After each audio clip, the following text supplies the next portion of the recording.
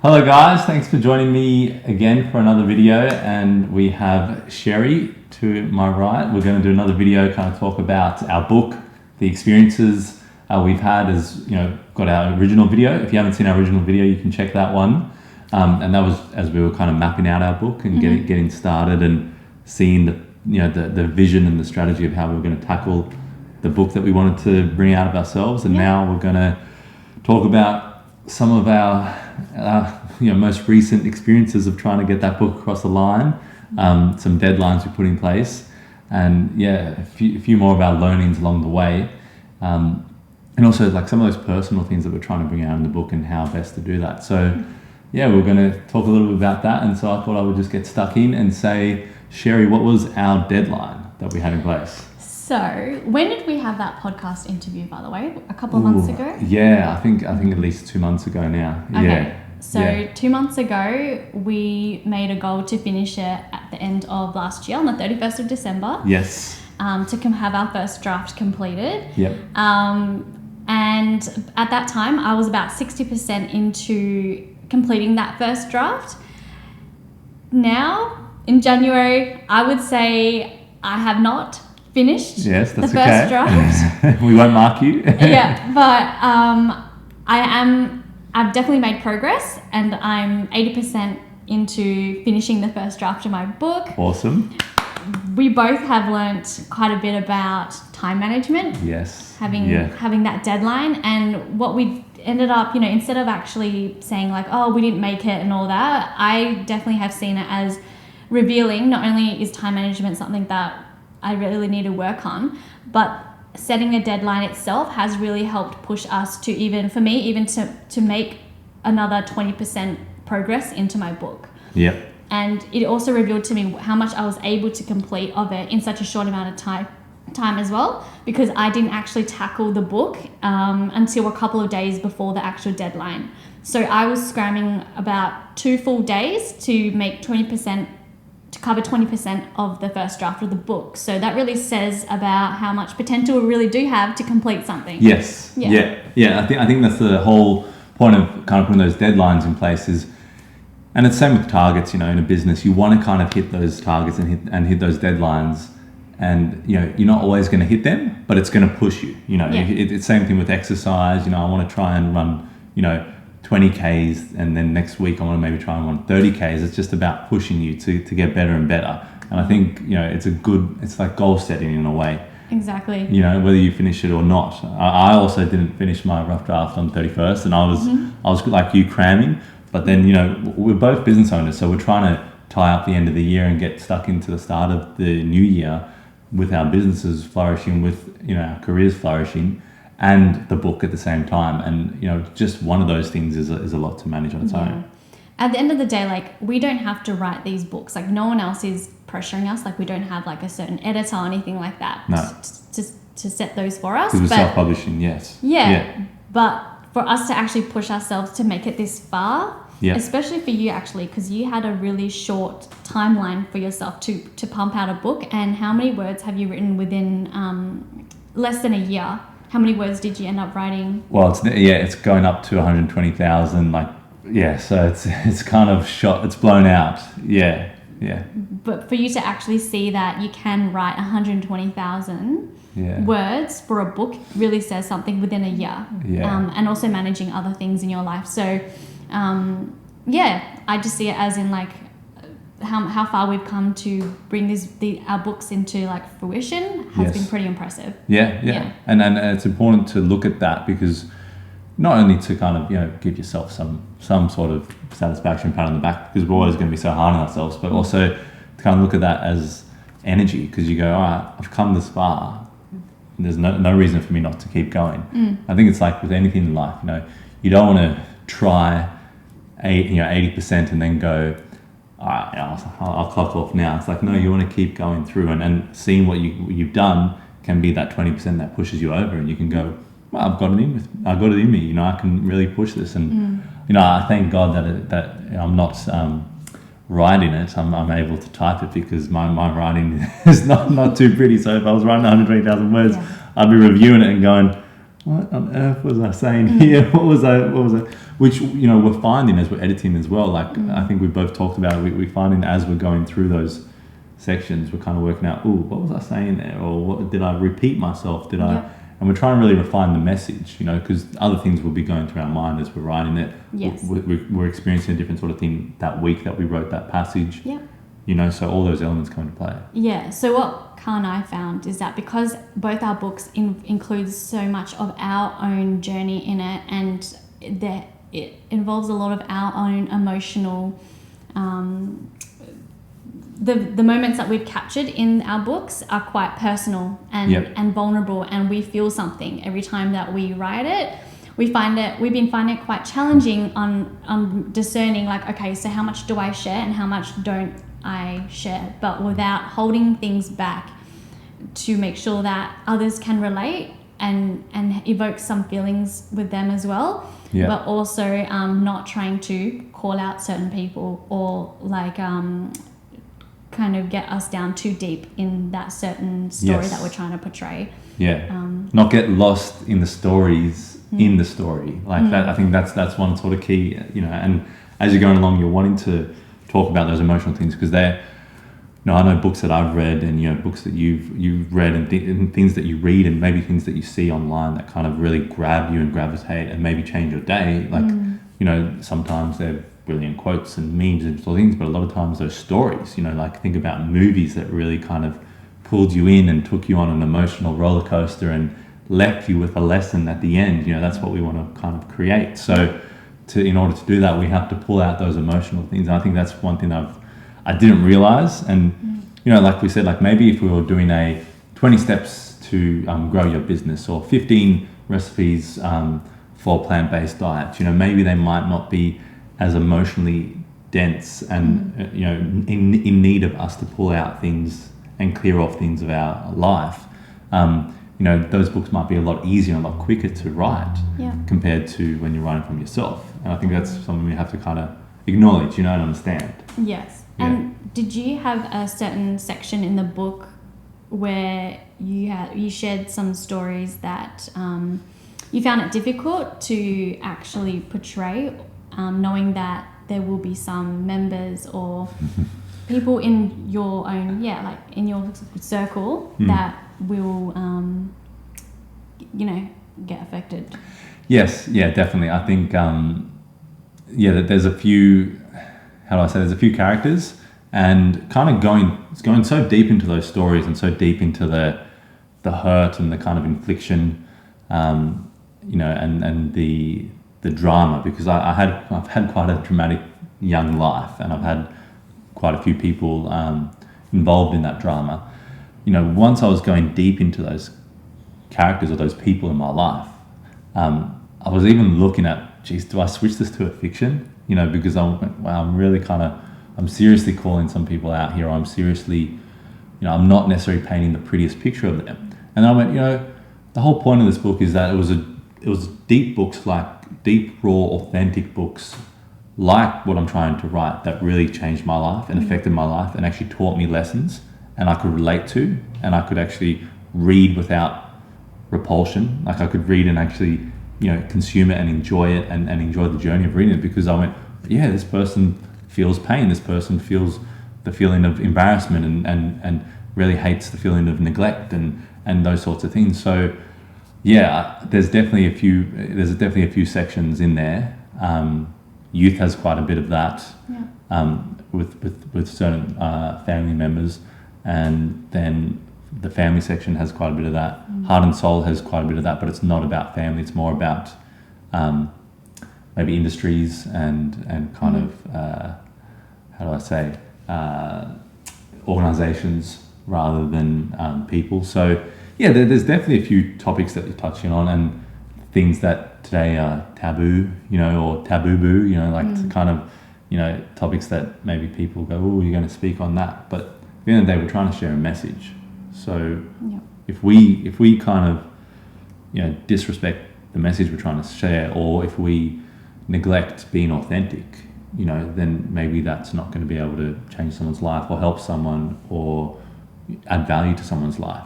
Just because we're worried, I don't want these people coming after me, or I don't want, because we're all going from base of fear. Yeah.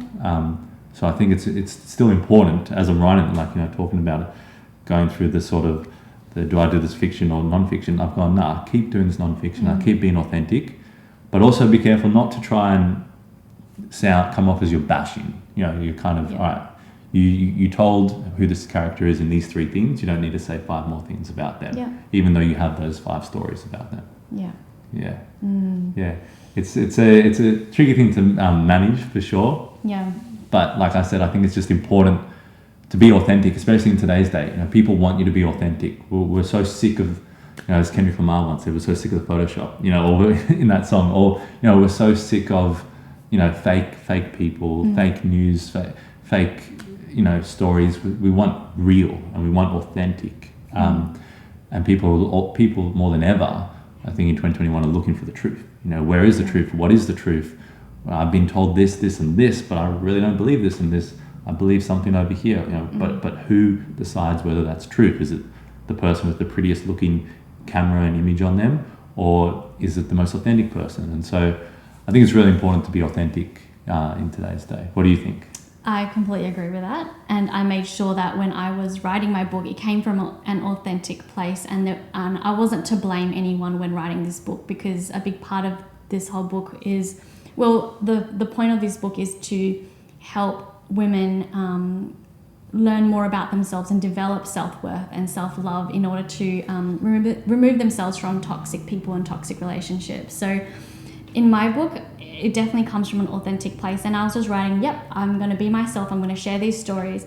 But as it's coming to the end of this draft, and I've been really finishing off a chapter in my book called Heal, I'm starting to get a bit of fear come up and realize that, wow, I really am sharing these stories, and I'm all about truth and being authentic, but it's quite vulnerable. And am I really going to be able to face the responses that I'm going to get when I share these stories? And I know that I believe too much on the impact that this book is going to make. Yes. So that is what drives me to continue writing this book and to really follow it through. But there's a constant thoughts in my mind and the fear like, because it's becoming so real now, people are going to really hear your stories, and they're all, everyone's on their own journey, and they're going to react differently. Yes. Am I going to be able to handle that? So I think that's a lesson that we both get to learn as we write this book. And it's not just about, I'm going to write a book and I'm going to get it published. It's there's a lot of learning that goes in personally. There's a lot of healing that goes in when we are writing this book, because it's our own journey, but then we're realizing things as we are writing this book itself. So it's like this very intertwined mix of your own past and your own ability to write and capture the moments, but then also sending the messages effectively through it, like creating the messages through. And then also making sure that you are in the right place, or you've developed yourself the skills and knowledge, expertise and experiences and the wisdom to be able to then deliver this book and have it received in whatever way it's going to be received. It's up to us to develop that ourselves as we create the book. Well, exactly. And I think I agree with you. And especially in the terms of, I think the book will do it itself. It will make us stronger. It will make us more defined in our beliefs. It will make us more grounded. It will make us more centered. It will make us understand ourselves more and how we react to things in life. I think the book itself does that. And if anybody watching has a book in them, or has a poem or a short story, even if you have a book in you but you don't really want to write a book, maybe just write a couple pages and you'll realize that there's something really rewarding about it. You really do distinctly find out more about who you are. And I've seen that in the reflection of how I go out in the world. I've got, wow, if anything, I haven't published this book yet, I haven't sold a copy of this book yet, but if anything, what I've received back from this book already has been how I approach my life, and how I hold myself to high regard, because no more can I go, I'm a man of this word, and then the next day do something that's totally against my principles. because now I'm putting it down in writing. Yep. You know, and I'm a man of this word, I'm a man of these principles, and I have to live it. You know, I have to, each morning I have to change my attitude, even if it's, you know, the day after New Year's Eve. You know, I have to change my attitude because I've written this down, and this is what I'm committing to. Yeah. You know, and I can't, you know, deny. Yeah. Yeah, of course, it's important to, you know, walk the talk. Yes. But then also be compassionate. Yes. To ourselves, to know that we're not perfect, and that's where Cherie comes in. I need to learn a bit of that compassion stuff. to know that, like, yeah, to remind ourselves that we're not Yes. perfect, and so that even the things that we write in this book, like I was mentioning to Kyle, I'm not the expert in health. Like 50% of the things I share in the book, I believe, like, it's not like this profound new information, but it's the information that we're giving to others is for those who have not been exposed to that information before and are completely lost. Yeah. So it's, where am I going with this? I think what you were saying was how, you know, we don't have to be so hard, and I guess, like, you know, you really understand, and parts of your book are nurture, and like, that's why I say, you know, Cherie with the compassion, because she knows how to, and you can say, like, you know, don't put too much weight on yourself. Don't put too much pressure. Like, don't, you know, have too much pressure on you to make the perfect book, the book that covers all bases. You know, I think that's what I was talking about earlier. Is that I've been writing this book, and there's 7 key principles to the book, and in that, you know, I want to make sure each principle is quite perfect and distinguished. And as I'm writing the book, and I'm also studying things, I'm also learning, I'm also listening to other books and thinking about what else can I add in there.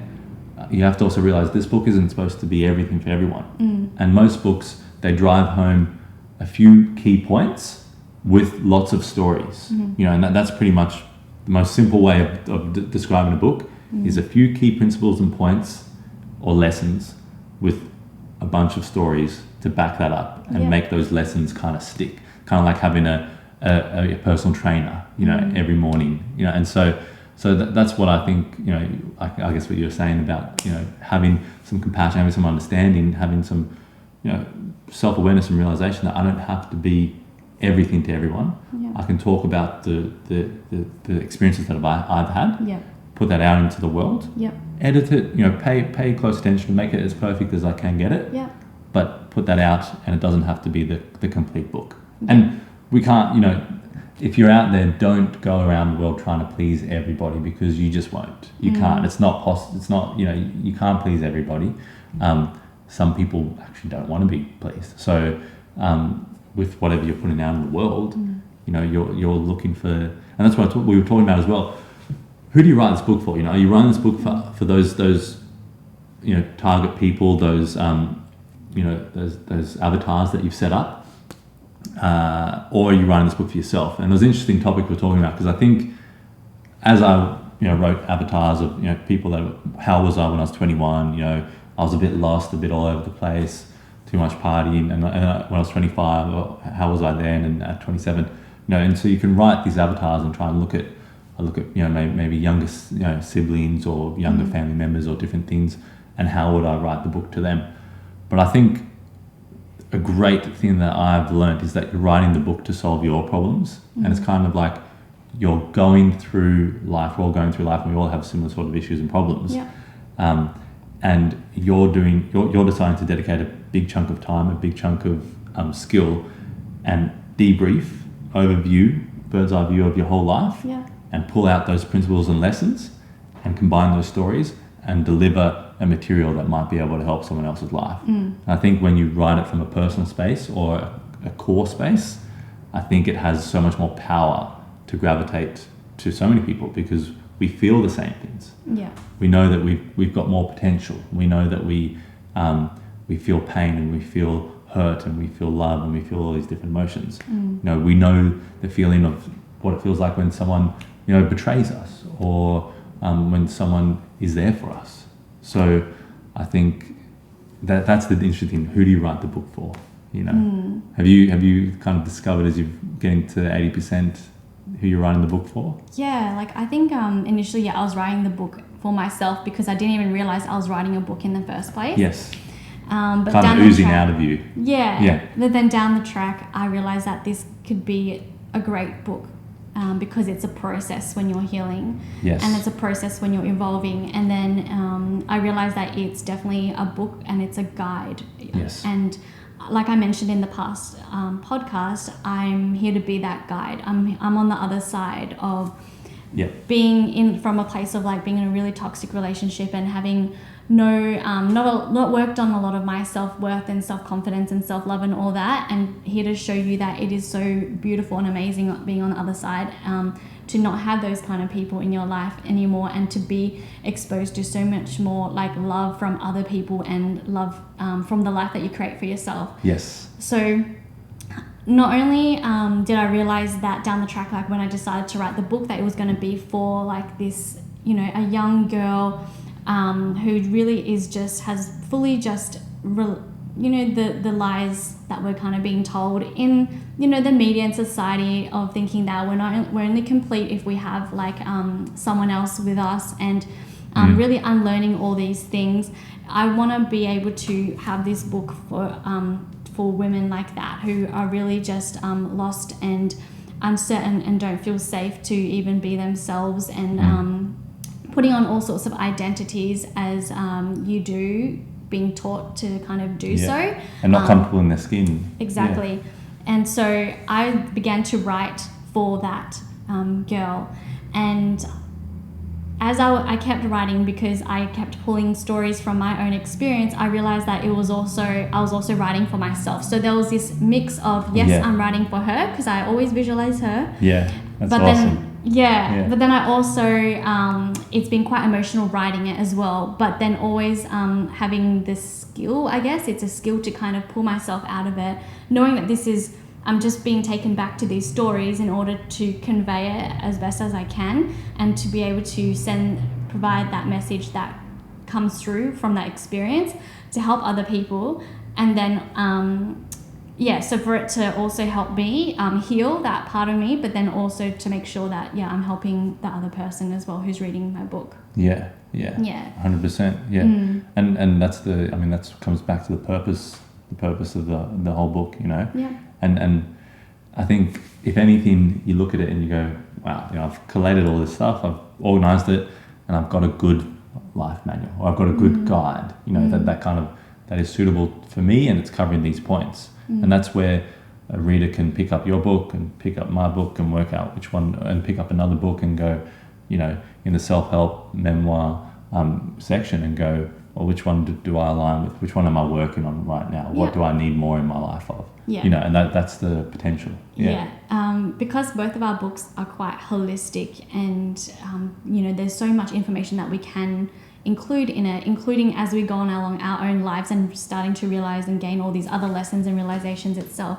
Like it's been quite hard for Kyle and I to make sure that what we include in this specific books that we're writing right now to be very concise and to the point of the topics that we're talking about in there, and not for it to be anything else, because that's very important in order to effectively convey our message through these books. And you almost have to, like, I've used other books that I'm listening to, reading, and different people that I've been interviewing and have like inspired me, along the way. And you've got all these influences, and just with that, and I don't watch a lot of media, I don't watch a lot of television, but I'm still getting bombarded with content that I'm choosing to kind of bring into my life. And it's important that you don't let that kind of disturb your book that you're trying to get out. I mean, it's always good to have like some sort of aggregator or some sort of shake up to kind of shake it up and see where the dice fall and go, that section needs a bit more here, and working it out.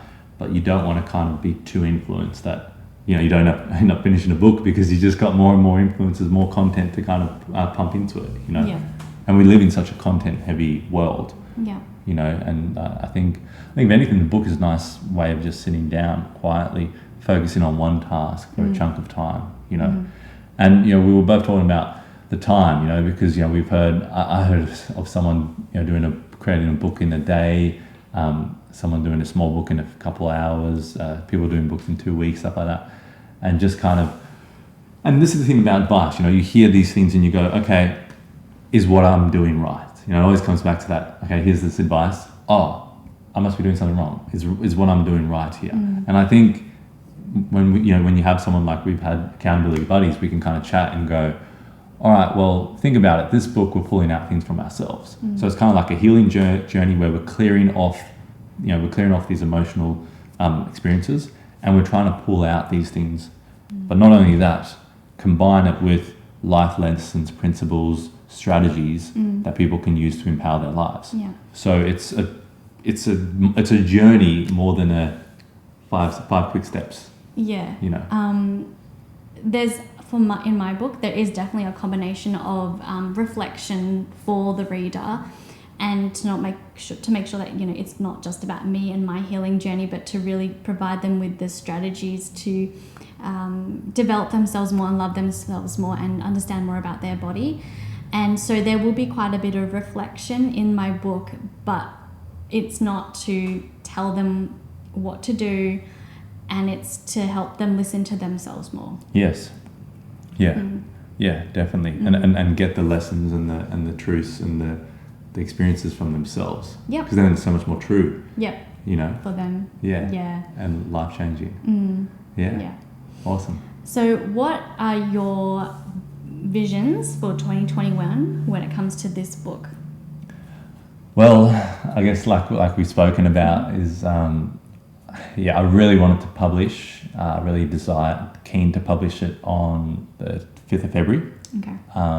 That's both my grandmother's 89th and my grandmother's probably the one rock I've had in my life, or the one person, the clear defining one person in my life that's been the most integral, the most loyal, the most supportive, and kind of, to me, she kind of is she's even more than what this earth can handle. She's like an angel to me. So I can't even put her into, I can't even find the words to describe her. So it's obviously someone very special to me. Her and both my grandfather, growing up with them for 10 years, really impacted my life. But just, experiencing the rest of my life and realizing, wow, there's not many people like these people, And, for my grandmother, she had that experience when I came over from South Africa and I was walking up her stairs in her in her house, and she always says this, and she says this to other people, and I'll go,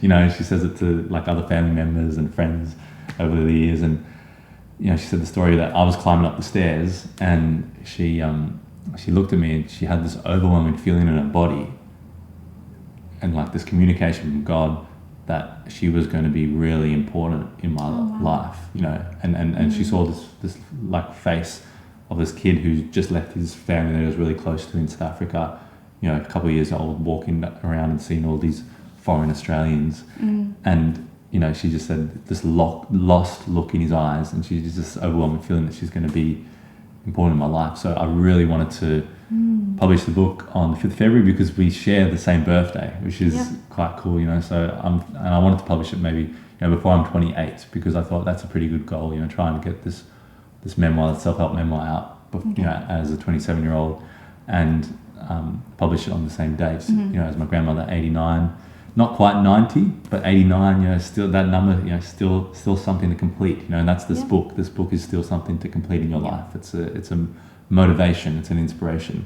So do you think that you are able to have that fully completed by February, or do you think that it could be that's a deadline for perhaps the draft to be completed by then? I think if I can find the limitless pill, then I'll be okay. If I can stay up 24/7 and not have fatigue and brain shutting down because of late nights, I think I'll be okay to publish by then. But look, at the end of the day, it is a target, and it's something that's pushing you to kind of cram. Do you think that date you're able to have the book published by then, or do you think that that's a time when perhaps you'd have a good final draft ready? Well, the idea was to have, the date keeps getting pushed back, and I think that's because we're drawing out, this book is from within us, and we're drawing it out, and we're also experiencing life as we're going along. So I really do want to get the rough draft done ASAP, and I want to get it out to an editor ASAP. So yeah, so I mean, originally 31st was the date, and then today, 5th of January, which is a month from when I want to actually publish the book, is a date. So I really want to get that rough draft done in the next few days. That's a real big dedication of mine, which is tough as well, trying to keep the business going and keep pumping. So that's important for me, and then we will see, I guess, where we are towards the latter part of the month. But I think I'd love to publish by the 5th of February. I'm very excited for you, and I'm hoping that you can get it published by that very important date of yours, and for your grandmother as well. What does it look like when you say like published? What would that involve? Well, so I send the rough draft out to the editor. The editor comes back to me.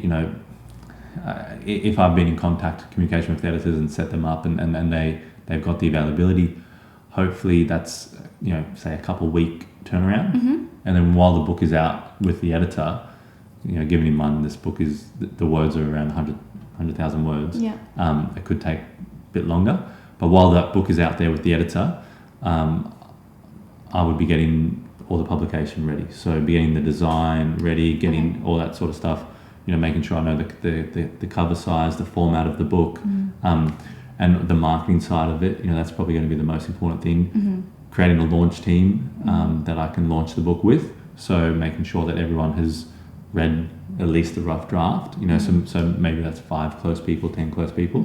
And then making sure that I'm marketing. So getting on podcasts, talking about the book, and not just going on any podcast I can find. It's about going on podcasts where people who might benefit from the book might be listening. So self-help, mental health, youth health, and natural health sort of podcasts.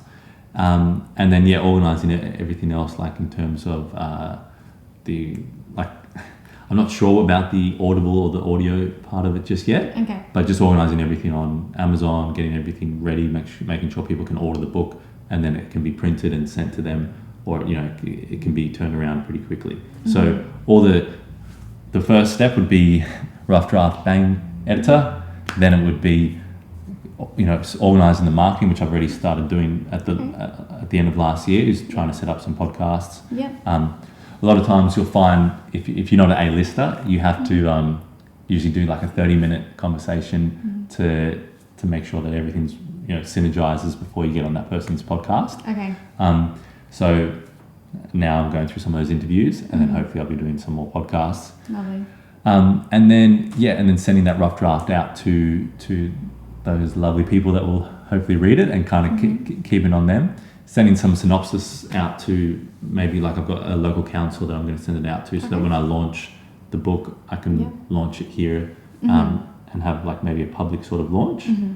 And yeah, I mean, look, a lot of things, that's what it looks like, but a lot of things, it's not physical, this date I'll do this, that date I'll do that, because I also wanted to actually get over to Sydney with my grandmother on the 5th of February and launch it in Sydney. So that was another thing to chuck in. I did not know about that. Another thing to chuck in to it all, but that was kind of my vision. My vision towards last year. So yeah, it's working out where you're going to publish it, where's going to be the launch party, the launch, the actual, this is physically where Kyle launched it, the media you want there is there. How you're going to launch it, will I have 7 people sitting on the stage, 7 people close to me, and they will ask me questions, rather than me just speaking from a podium, and will I be selling the book at the back? I'll be doing signing. I'll have canapes and stuff, So working all the logistics out, and that's the actual launch date where the book is. But see, one thing to kind of keep in mind is that you can do a relaunch. Lots of people do just naturally do relaunches. All right, so this is the date, 5th of February, 2021, that the book was published. But you can do a relaunch 11 months later, and a lot of books, just because of the timing, because their marketing fell flat, because who knows what, they need to do a relaunch. I don't know much about what the publishing pathway looks like. that's why I definitely like wanted to know. Yeah. But then it does make sense. Like I do know a few of those in locally who have published their books, and you know, it's expected. Like it's not necessarily just going to be like a, you know, the best-selling book in such a short amount of time by the time that you launch it. It's definitely something that you can launch again down the track. Yes. Because it takes a while for your book to be, you know, seen and delivered and all that to the right market and the communities Yes. as well. So yeah, very curious Yeah. to see what that journey looks like for you, and very excited and definitely very supportive Thank you. to you. I know how much you put into this and how much heart and soul is really into this book.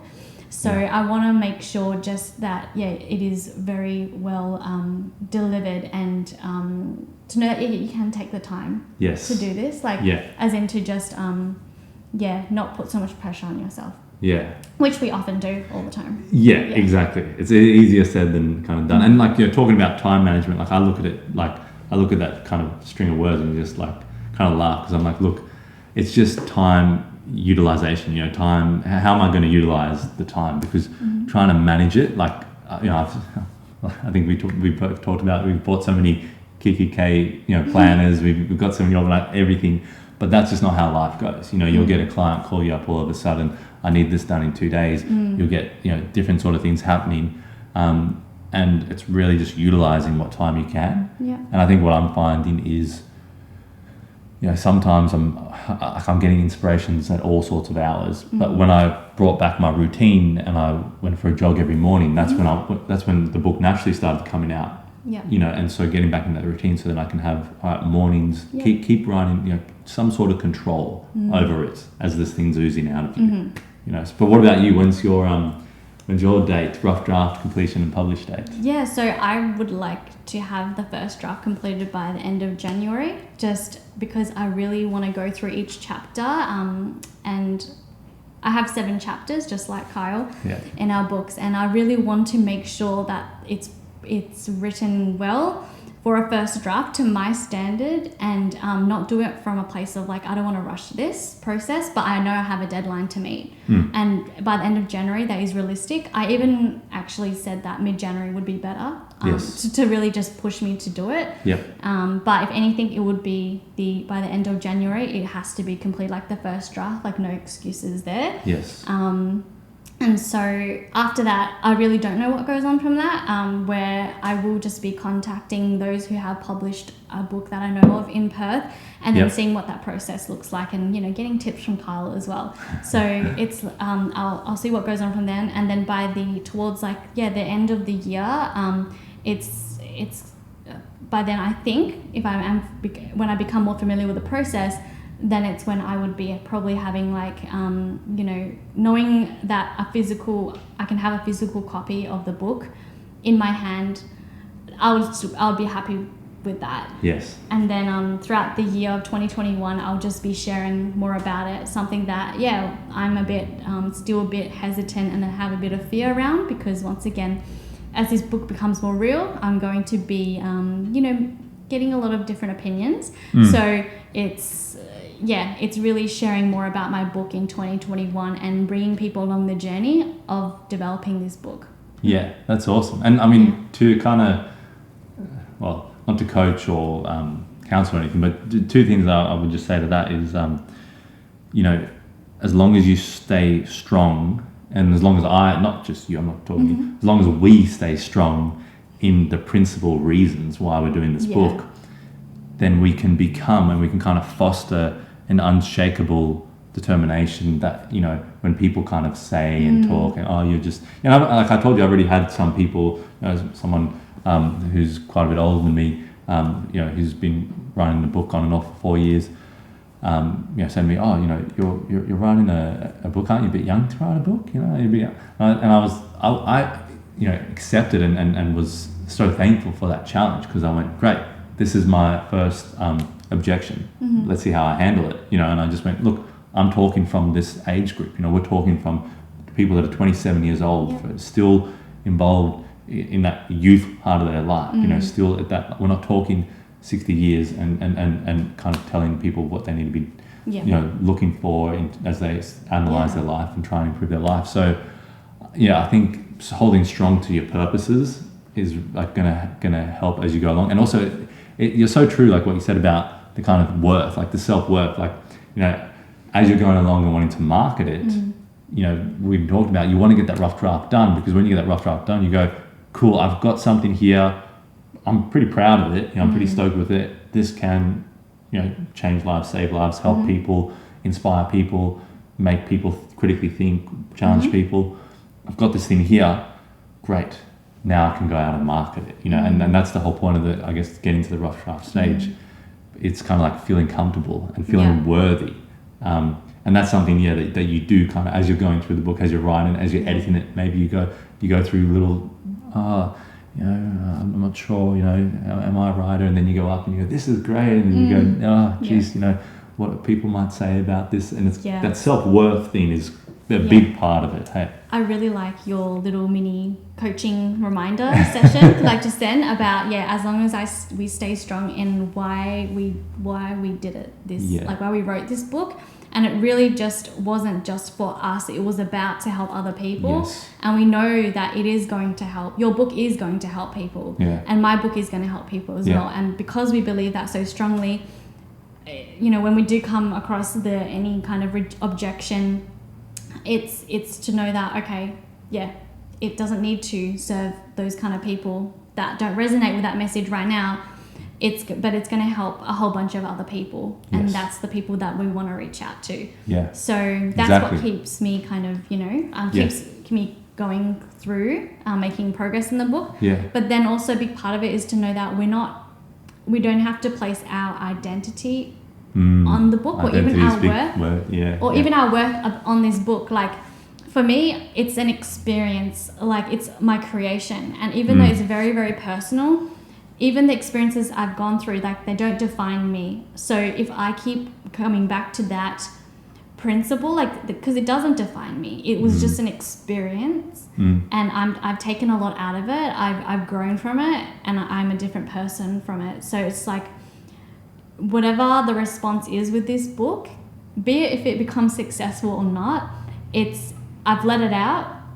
It was a moment in time of my life, and I'm here to I keep growing, I keep evolving. So it's not something that I have to attach my identity on. And being okay that maybe a month after the book, you might go, oh gosh, I wish I added that in, or this experience would have been cool. And just going, cool, that can be the next book. You know, like, I'm happy with what I've finished there, and I'm okay that I'm continuing evolving. That's my portal of, you know, creation. And I think something that really, in terms of identity, a quote that, look, it might not be popular, it might be a bit offensive to some people, but this quote, especially during, I haven't told many people this, but this quote at the start of, you know, 2020, when, you know, we got rocked by what happened, and you know, I had a pretty, you know, a month of no action, like, and was staying inside. I think I stayed inside 2 whole days, listening to media and just.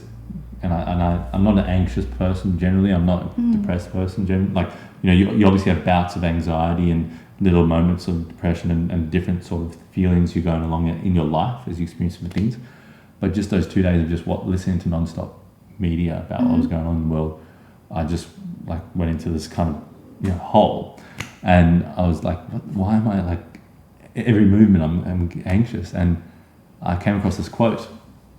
Because I love philosophy, I love Greek philosophy, you know, like, you know, all sorts of philosophy. And it was this Greek philosopher called Epictetus. I think that's how you say his name. And he had this quote. And what did he say? He said, "You are a soul carrying around an empty corpse," or something like that. Or you are an empty corpse carrying around a soul, or something like that. So something like that. But it was just that realization of, gosh, I don't have to attach myself of, this might kill me, that might hurt me, this might affect me, this thing might happen, you know, a million trillion things might go on in the world. I don't have to attach myself to everything that's so physical. I can come back to my soul and spiritual. And it just kind of, the quote itself, like, I'll try and maybe put it up in the video, because it actually brought me to tears, funnily enough. Wow. You know, and it was just like, you know, it was the perfect line of words to kind of separate my identity with the chaos that was going on in the world. And I found that so powerful. And I think it's the same thing when you pull yourself back and you go, what's my priority number one? You know, I really want to help people, you know, and I'm a soul on this earth in this time with a purpose. And that's my main vision, is to try and fulfill that purpose, you know. Yeah. Wouldn't it be like, I had like recent visions of this and that thought that you're talking about, all the questions, like, wouldn't it be in an ideal world, wouldn't it be lovely if we all knew this? We all knew that we had a mission to fulfill a purpose, and to just respect everyone else's like journey in doing so, and how they're carrying about them learning a lesson in their life at the moment, and for them to just like let them be and let them learn it, and then let them go on about doing their own, fulfilling their mission. So it's like, you know, we're meeting people all the time and it's like, oh, what's your mission? You know, imagine if that became like a normal conversation. Yes. Instead of it being like, oh, you're creating like a business with this huge vision, like, is that even possible? Or like thinking that those who are doing business and who are writing these books that, you know, want to make big impact, like that's really like abnormal or like out of reach? Are they just like to, you know, jumping for the stars or something? And it would be just lovely for this to be a normal conversation, which I think we are heading there. Yes. So, but it's nice to have these kind of conversations. Well, you look at podcasters.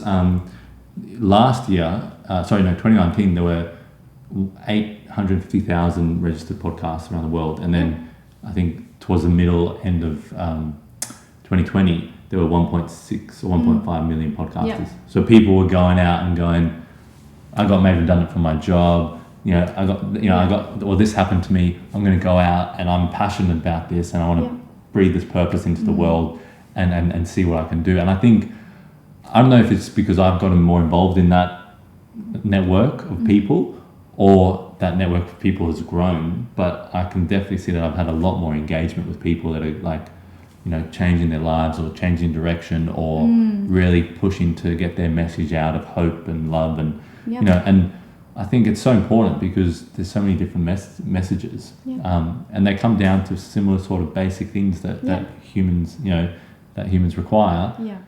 With the us being accountability buddies, I think it's really, really helped out, you know, our progress and kind of, maybe we haven't hit the target by this date, but we've made progress, and we've got through things, and we've, you know, we can look back at our first video and realize, geez, we've come a long way in terms of our thinking, and also transformation in terms of ourselves, and how we are continuing to approach our book. Yeah. And we haven't lost that core of, you know, I want this book to help people, and I want it to inspire people.